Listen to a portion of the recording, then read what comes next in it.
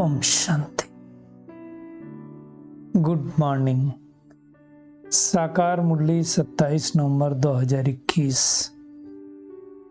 बाबा का मीठा मीठा पत्र मीठे मीठे बच्चों के मीठे मंथन के लिए। मंथन शुरू करने से पहले आनंद के सागर, आनंद की खुशी प्रदान करने वाले आनंद के सागर के किरणों के नीचे बैठ जाते हैं और महसूस करें, मैं आनंद स्वरूप आत्मा हूं, आनंद के सागर की संतान हूं। आज मीठे बाबा ने कहा, मीठे बच्चे, ज्ञान धन का दान करने के लिए विचार सागर मंथन करो, क्योंकि जब तक हम सोचेंगे नहीं तब तक दान थोड़ी कर पाएंगे। आप बोलने जाएंगे, आपके पास कुछ सेंटेंस ही नहीं आएंगे। विचार सागर मंथन किया होगा, ऐसे ऐसे ऐसे ऐसे ऐसे ऐसे सुनाना है, ज्ञान का चिंतन मनन सिमरण किया होगा तो विचार सागर मंथन कर पाएंगे। बाबा कहते दान का शौक रखो तो मंथन चलता रहे। अगर किसी को कुछ सुनाना हो और अंदर में चल रहा हो, मुझे सुनाना, तो क्या होता है? उसी के बारे में ख्याल चलता रहता है। तो फिर आप आराम से सुना सकते हैं।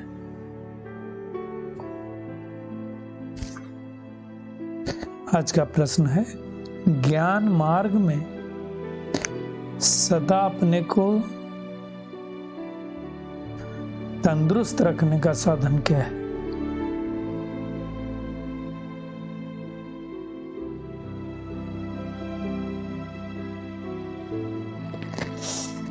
तंदुरुस्ती, ये अंदर की तंदुरुस्ती की बात है।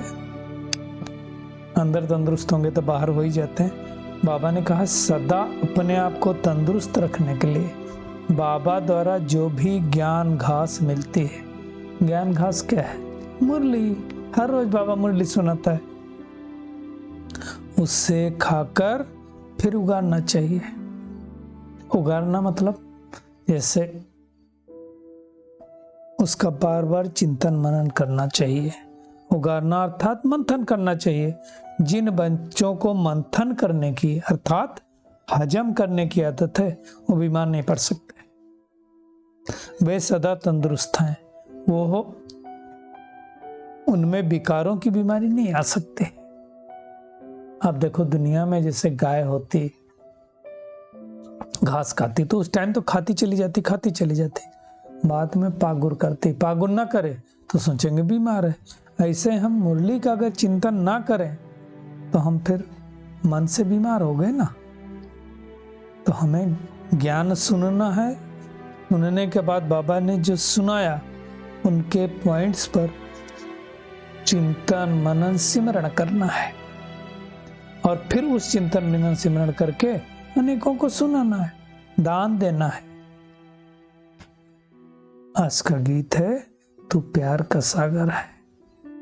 दुनिया वाले क्या कहते हैं? तेरी एक बूंद के प्यासे हम। दुनिया के लिए है, हम अब बूंद के प्यासे थोड़ी, हम तो सागर में डुबकी लगा रहे हैं।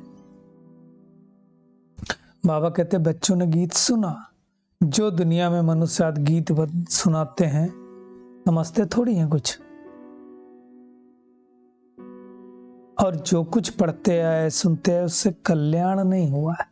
कल्याण करने वाला सिर्फ एक शिव बाबा है।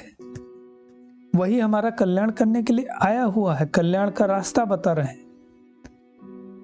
बाबा खास हम भारतवासियों का और आम दुनिया का कल्याण करने आया है। सतयुग में तो सबका कल्याण था, क्योंकि सब सुखी थे। उस समय बाकी सब कहाँ बैठे थे? शांति धाम में बैठे थे। बाबा कहते हैं ये बच्चों की बुद्धि में पॉइंट है, ये खिसक जाती है।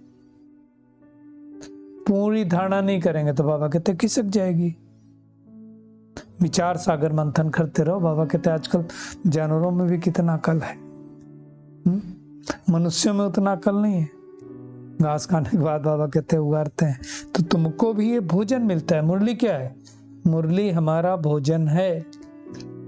तो उस भोजन को करने के बाद उगारना तो है ना, उस पर विचार सागर मंथन करना है ना। तो ताकत मिलेगी, तो हम हेल्दी बनेंगे। बाबा कहते हैं ये तुमको मिलता है ज्ञान घास, योग और ज्ञान, इस पर सारा दिन विचार सागर मंथन करते रहना चाहिए। कौन करेंगे? जिनको शौक होगा। शौक नहीं होंगे तो करेंगे भी नहीं। बाबा कहते कोई कोई को तो ज्ञान धन देने का शौक रहता, ढूंढ ढूंढ के सेवा करते हैं। जैसे दुनिया में गौशाला में जाके गौओं को खिलाते हैं, सोचते हैं उससे भी पुण्य होगा, है ना। तो बाबा कहते हैं तुम जितना विचार सागर मंथन करेंगे उतना खुशी में रहेंगे। बाबा ने कहा कोई लोटा भरते हैं तो कोई बूंद भरते हैं, वो स्वर्ग में जाते हैं। वो भी बाबा ज्ञान का सागर है। अब उस सागर से कोई लोटा भर रहा है, कोई बूंद भर रहा है, कोई तो सारा सागर हप कर लेते हैं। तो बाबा ने कहा बूंद वाले भी स्वर्ग में जाएंगे, लेकिन फर्क क्या है? फर्क क्या होगा?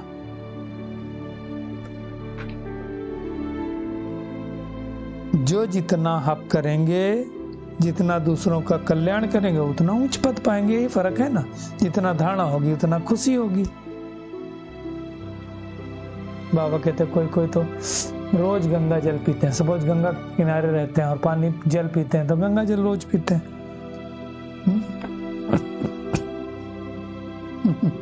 तो गंगा जल पीने से बाबा कहते पावन थोड़ी बनेंगे।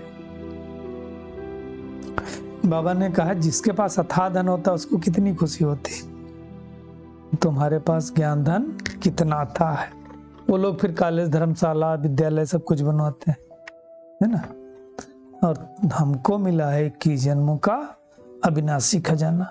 बाबा कहते जो अच्छी रीति धारण कर फिर दान भी करते हैं ना, उन्हें अच्छा पद मिलता है।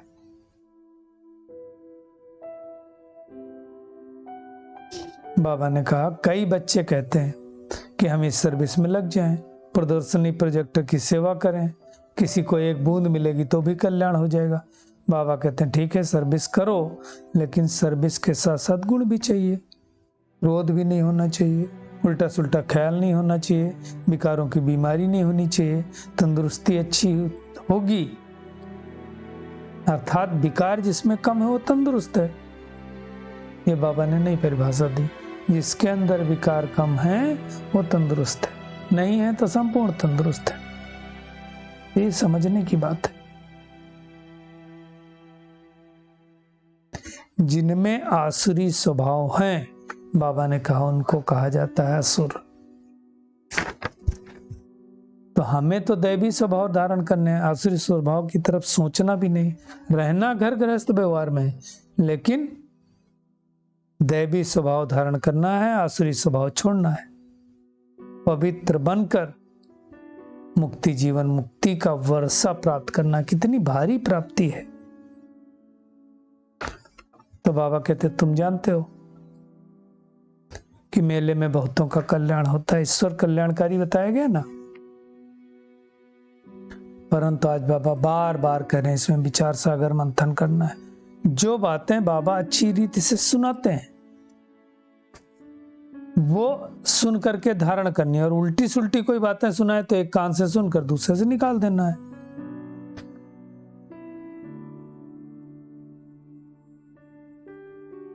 बस मुख्य बात है बाबा का परिचय दो और एक बाप को याद करो, और कुछ करने की जरूरत नहीं है। बाबा कहते हैं अभी तुम्हारा एक कपड़ा सड़ गया। कौन सा कपड़ा? शरीर रूपी कपड़ा। सत्युग त्रेता में कितना अच्छा वस्त्र था, अब है सड़ा हुआ वस्त्र। बाबा कहते हैं कहां तक पहनोगे? एक दिन तो छोड़ना पड़ेगा ना। बाबा ने कहा जो सागर को हप कर लेते हैं वही विजय माला के दाने बनते हैं, और वो ही सदैव सर्विस पर तत्पर रहते हैं। अब अपनी चेकिंग करनी है हमें कि हमने कितना ज्ञान को धारण किया है, कितना सागर को हप किया है।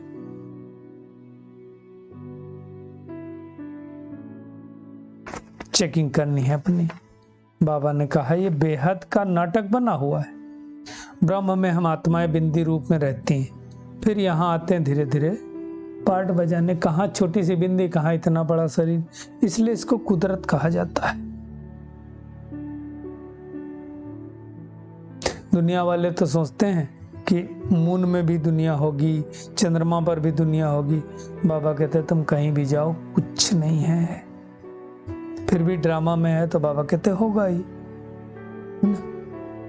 कल्प कल्प हम बच्चे बेहद के बाप का वर्षा लेते हैं और फिर से लेते रहेंगे। अभी तो बाबा ने बतलाया है कि साइंस के कितने विनाश के साधन निकाल दिए, है ना। आगे बिजली कुछ थोड़ी था, दीपक में मिट्टी का दीपक जो है जलाते थे।